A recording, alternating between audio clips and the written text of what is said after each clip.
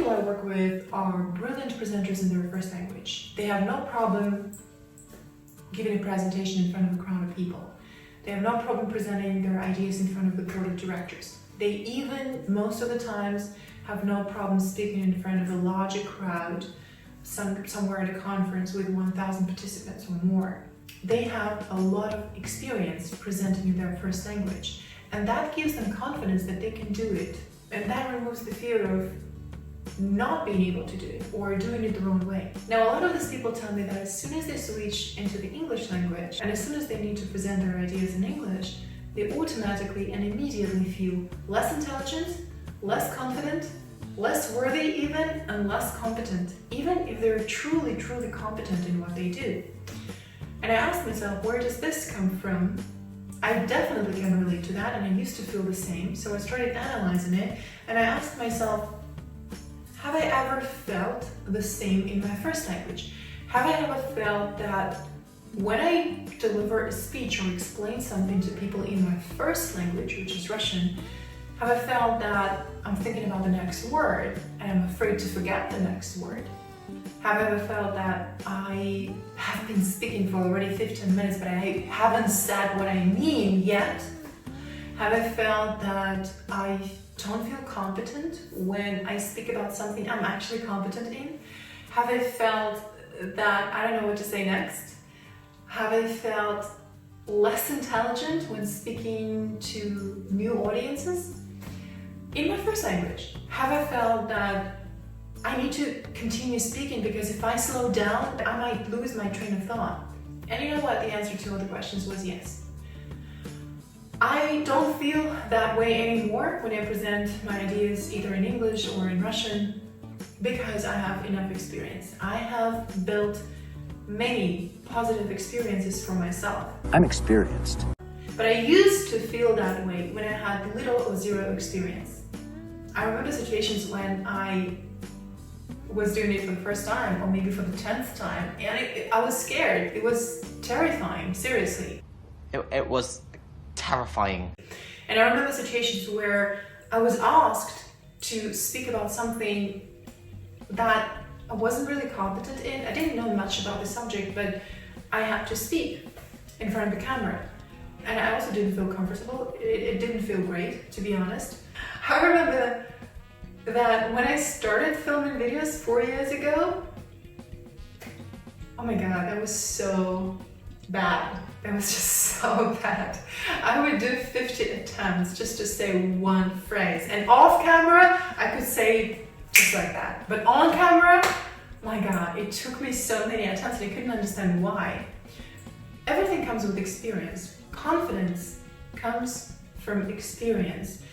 And experience comes from practice. If I have done it many times before, I am confident that I can do it again. There's nothing that can prevent me from doing it one more time. And I'm not very anxious or nervous because I am 100% sure and confident that I can do it again because I've done it many times before. Now, a lot of non-native speakers, when they learn public speaking skills in a foreign language, they assume that their public speaking experience in their first language counts when it comes to building new experience of delivering presentations in English. Unfortunately, it doesn't. All the positive experience that you have built in your first language is great, and you can use it to a certain extent to help yourself structure your talk in the English language, to help yourself feel the audience when you present in front of an English-speaking audience. You can use it to know how to start and how to end your speech. However, the reason why people feel less intelligent and less confident is that they feel very clearly that they're not communicating what they mean and that they cannot be as eloquent as they are in their first language. Maybe they're lacking vocabulary, but most of the time they're lacking practical experience. We need to build this practical experience from the ground up. You have a lot of experience here presenting in your first language, but this is absolutely new experience. And you need to learn how to apply the stress of the English language, how to follow the rules of the sentence stress, how to use the right vocabulary, how to pause in the right places, how to interact with this audience that thinks differently, that responds to your message differently, that hears the message differently. Let's say we don't have the concept of rhythm and sentence stress in the Russian language. Every word is pronounced pretty much the same way with the same intonation. Though we don't have short and long vowels. And in English, the situation is very different. Another thing we don't have is accents. The correct Russian language always sounds the same. There is no such thing as accents. In English, the situation is completely different. And the ear of a native speaker is used to listening to the message from one stressed syllable to the next. We need to learn to follow that musical pattern. We need to learn to speak that way in order not just to say the words that we have written down and we have prepared, but in order to communicate what we actually mean and in order to check understanding, that is, to make sure that people receive the message that we have sent. Very often, non-native speakers also feel frustrated and nervous and less intelligent and less confident when they present in a foreign language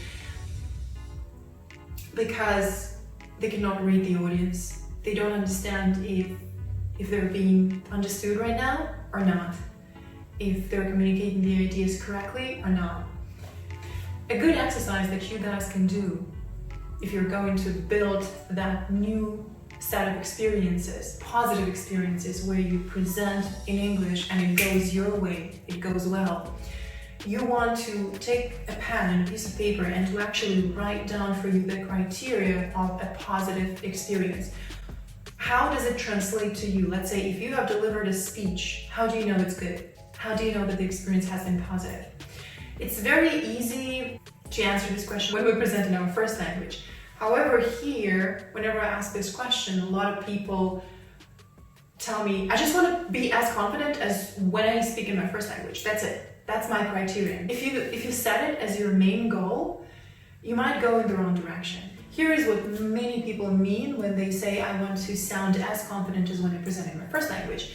It means I want to use the same sentence structure, I want to use the same intonations, I want to use the same vocabulary, just give me the correct translation of this vocabulary.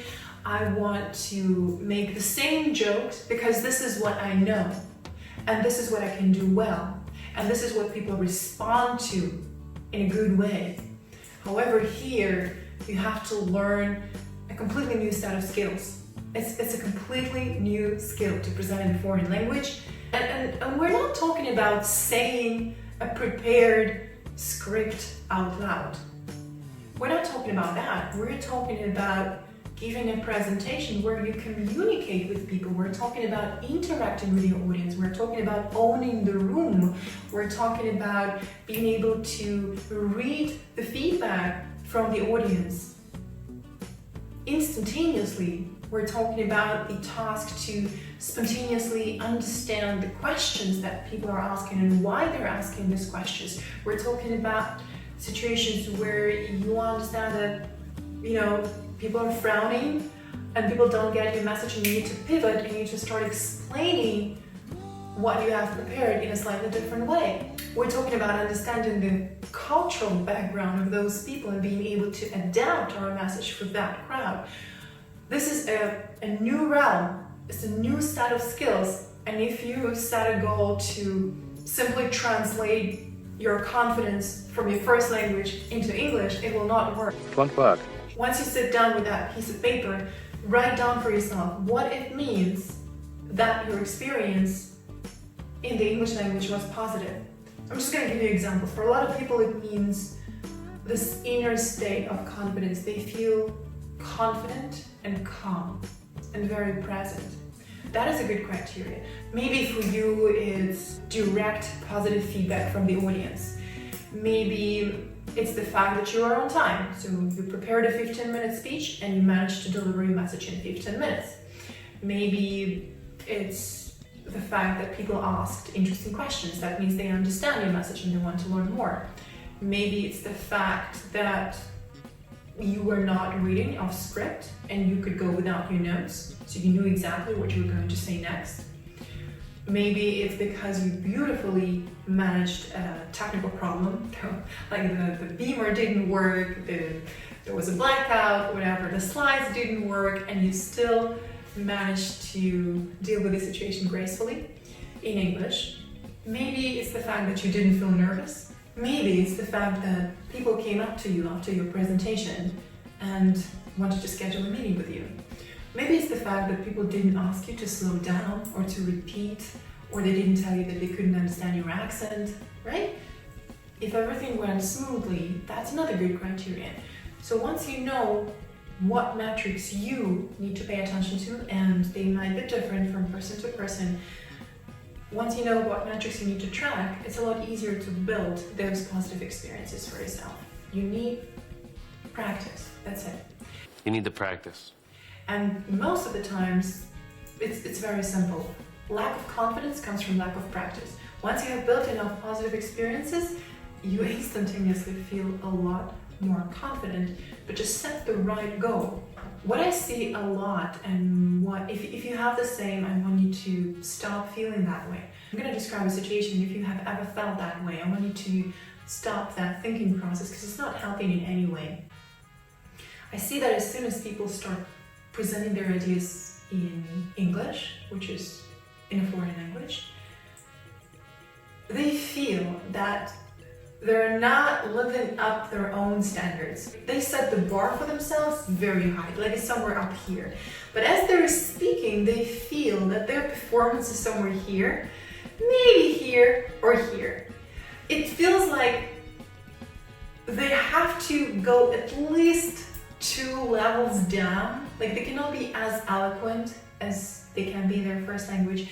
They cannot communicate things as precisely as they can in their first language. They feel that they need more time to come up with the right words to explain what they want to say. They probably feel that they're making other people wait and that they're too slow, and that makes them feel bad about themselves as well. But everything I'm talking about is happening at the moment of speaking. And when people realize they do not meet their own expectations, they're somewhere here, and their expectations of how they should perform are here, that creates a feeling of disappointment in themselves, and people continue their speech from the inner state of being disappointed in themselves. And that is the actual problem. Not their accent, not the lack of vocabulary, not their idea that they lack confidence, and is there a magic trick to stop worrying? Is there anything you can do? Is there a method to be more confident when I speak in English? No, that is the real problem. When people speak to other people from the state of being disappointed in themselves, it's very hard to be interested in other people when you are in that inner state. It's very hard to read people's emotions, to give feedback to yourself or to other people from that inner state. It's also very hard to be genuinely interested or excited or enthusiastic about what you're actually talking about. It's very difficult to be attentive to subtle signals and people's reactions when you are in that inner state. And that's why it's a problem. And the only way to deal with that inner state is to replace it with a state of confidence. Positive confidence. And that comes with practice. But it shouldn't be there in the first place. Once you understand that you just need time to build that positive experience, and every time you give a presentation, you reach certain results. They're not immediately as great as you expect them to be, but every time, step by step, you create your own experience. Every time, step by step, you're improving. And that's working. And most of the time people want the immediate results of feeling immediately more confident. But they can hear that the way they sound is not actually as beautiful and as outstanding as they imagine their speech to sound. And that creates, again, this feeling of disappointment. There are no immediate results in life. Every skill takes time to learn. My advice, just give yourself time. Give yourself time and make sure that from every presentation to the next, you keep an eye on your metrics and you track your progress. You make sure you write down what has improved, what you need to work on, and everybody will have their individual criteria and individual metrics. Don't follow any random generic plan that someone has created for all human beings on planet Earth who are trying to learn English. No, you will have your individual plan, and it should only work for you. Only you can figure it out. Now, let's talk about the exercises that you can do to help yourself build those experiences. Because if you only practice from one presentation to another, you will probably feel again that you haven't improved your presentation skills again. You definitely need to work in between the presentations that you need to deliver at work, let's say, or if you're a student at the university or anywhere, wherever you are, or in any context, wherever you are. So the first exercise is reading out loud. I have a separate video that explains exactly why we need to read out loud and how we need to read it. Here I just want to say that it's one of the most powerful and underrated exercises. You need to make sure that you read fiction books and I don't want to say scientific articles, but whatever you need to present about. Let's say if you present marketing, then read articles on marketing. If you are a scientist, then read scientific studies and read those passages out loud from the scientific studies. Whatever you need to practice in real life, you work with that material, but also include fiction books and read fiction books, because this is where we learn how to describe people, how people talk, how to express that with our language. The secret of this exercise is that you should read in such a way that it doesn't feel like you're reading. It should feel like you're telling a story. It should feel like you're saying this to a person. It should not feel like you're reading. There will be situations when you will probably not have enough time to practice the talk that you're about to give, or somebody will write a script for you and ask you to deliver the talk, whatever. But there will be situations where you will not have the time to prepare your speech and you will probably have to read, especially if you are doing a video resume or preparing a marketing video, especially when you have to work with a camera. Right now I'm not reading a script, but there might be situations where you need to say exactly, what is in the script to the camera. And you don't want to sound like you're reading, because it's terrible and it's boring. Nobody enjoys listening to somebody reading a text. It's boring. So you want to work only with one small paragraph each time, no more than that. And I would divide this exercise into several steps. Step number one, you want to read the text silently to yourself in order to understand it 100%. If you do not understand what it means, chances are low that you're gonna communicate the idea correctly. If there are words you don't know, if there are word combinations in this paragraph that confuse you, make sure you know exactly what they mean, go check them out.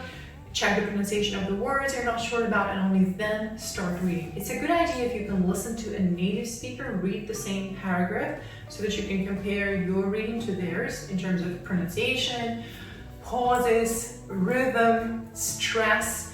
What I keep telling my students is that native speakers never make mistakes in articles, rhythm, and intonations. This is something you can imitate. Absolutely, because native speakers always do it correctly and intuitively. They stress the right words. Once you have understood what the text is about, once you have listened to how native speakers read it, try to read it yourself. But imagine you're talking to someone. You can also imagine that you're reading this paragraph to a kid. Children will not listen to something that's read in a boring way. They want you to paint a story in front of their eyes. So you need to be a little bit more resourceful.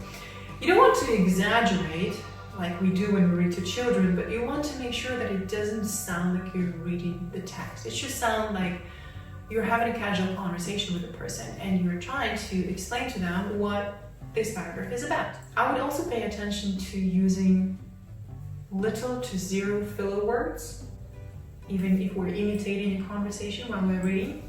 That's important, and you will need that for your presentations.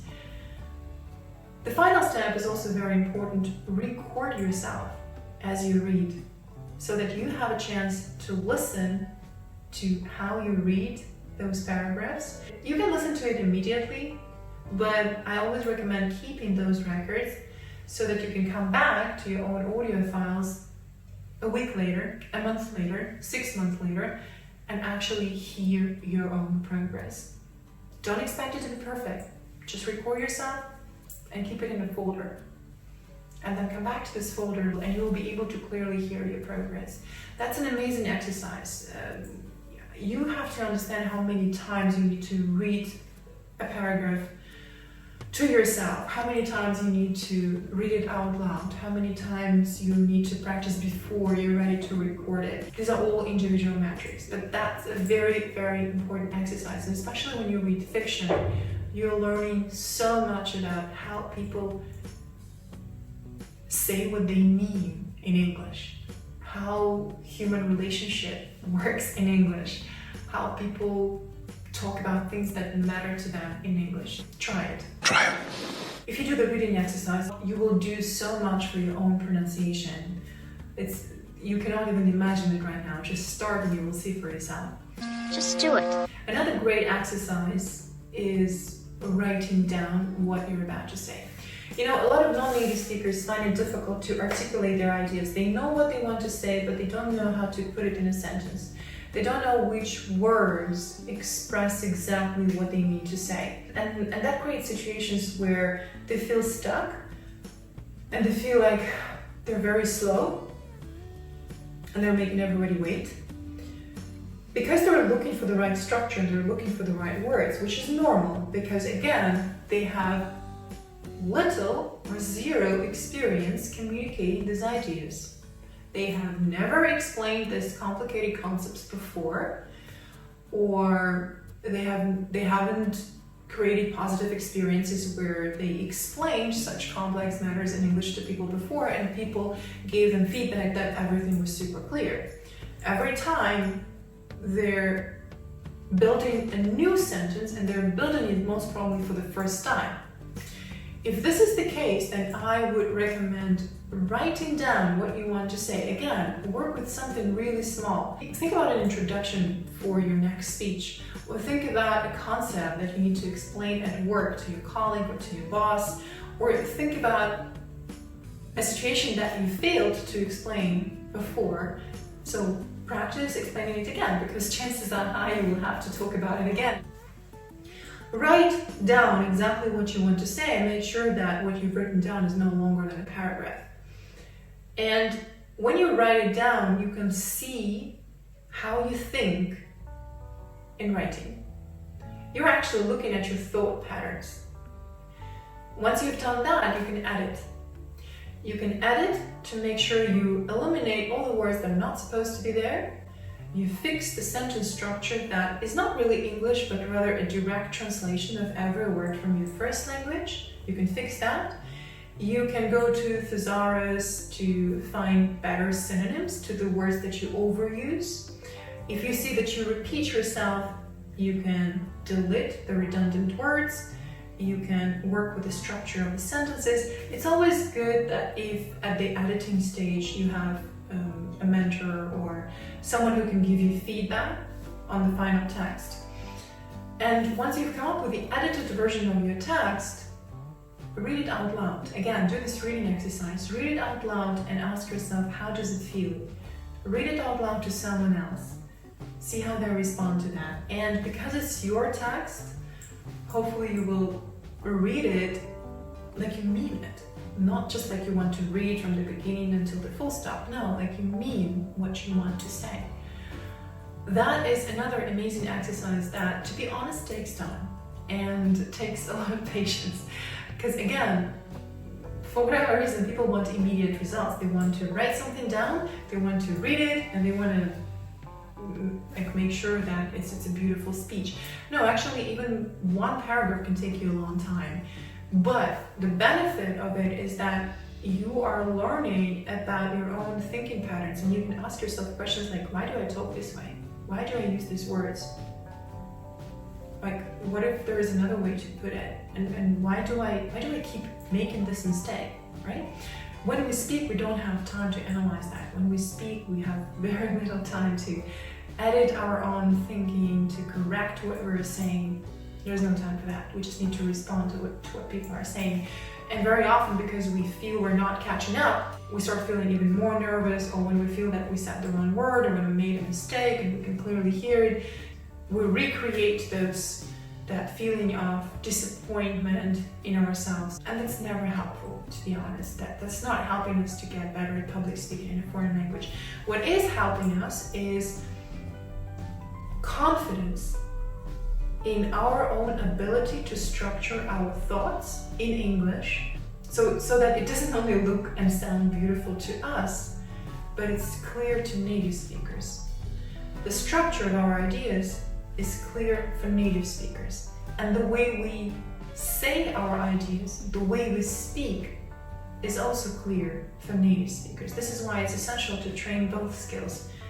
Crafting your message through writing, because this is where we have time to think, and saying your message out loud, reading out loud, reading not only your ideas but other people's ideas as well. This is what I mean by reading fiction, books and poems even, and scientific magazines and business articles, because you're interacting with other people's ideas and you're learning to feel what they meant in this message. And if you understand what they meant to say in this paragraph, then you can clearly communicate the message that you have understood to other people. You can clearly communicate the message that they put in this paragraph when you read it out loud. Not your interpretation of it, but exactly what they meant to say. That is a fascinating process to me personally, because every time I do those exercises, I see so much depth behind every sentence. When I can read more than what people say, when I can read what people mean to say, that creates absolutely different relationships with people. And once you're very confident that you understand what is written here, once you're confident that you can read it in a way that people will understand, once you're confident that you can structure your thoughts correctly and everything you're saying is correct because you worked with this text, you edited your thoughts, you received feedback from native speakers maybe. Once you have this confidence, nobody can take it away from you. When you're attentive to yourself and you hear that everything you're saying sounds correct and everything you're saying makes sense and people give you feedback, no one can take this confidence from you, and you have no problem doing it one more time. You just have to create enough experiences of presenting your ideas in English. It's just, most people think that practice means only going and speaking in front of people, creating a situation of stress for themselves when you have to stand in front of the crowd and talk about something. That's not the situation where you learn anything. That's a situation where you need to show and apply what you have learned before. You learn in situations in between those presentations that you need to give in the English language, and you need to create those situations for yourself. You need to find the time to build that positive experience in between your presentations. Pay attention to how you structure your thoughts. Pay attention to how you pronounce words. Pay attention to your choice of words. Practice arriving at this inner state of confidence. Try to replace this inner state of disappointment with inner state of confidence and hopefully enjoyment from being able to articulate your ideas. For me, it's always joy. When I look at a clear paragraph that I have crafted myself, it's pure joy. When I understand what a person meant to say in this paragraph, when I'm reading their thoughts, and I can read it out loud and I feel what they meant to say, it's joy, it's pure joy. And this is how I practice building connections with people, because even when I'm reading their article or their book, we're communicating, I arrive at, they give me so much food for thought, and I'm very grateful for their texts. So this is what it means to me to build those positive experiences. If you have tried any other methods that work for you, and if you can relate to what I'm saying, please share your thoughts in the comments, because there are many non-native speakers of English who struggle with this, and they're all looking for methods that work. If what I'm saying resonates with you, if you have tried those methods yourself, or maybe you have tried other methods that helped you build that inner confidence and present better in a foreign language, in English, share your experiences in the comments, because there are a lot of non-native speakers who have so much to say, they just need a little help to say it in a different language.